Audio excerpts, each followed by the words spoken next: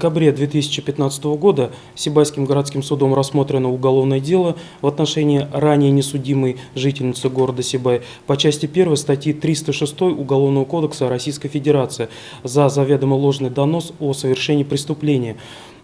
Судом установлено, что летом 2015 года данная гражданка, будучи предупрежденной об уголовной ответственности, заведомо ложно заявила сотруднику полиции, что из магазина, в котором она работает, неизвестное лицо похитило сотовый телефон.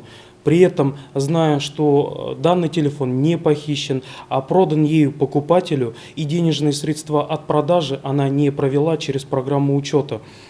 В судебном заседании подсудимая признала вину в полном объеме. Дело рассмотрено судом в особом порядке принятия решения. Приговором суда она признана виновной в совершении преступления по части 1 статьи 306 Уголовного кодекса Российской Федерации. И с учетом обстоятельств дела, личности виновной, ей назначено наказание в виде штрафа. Приговор суда вступил в законную силу.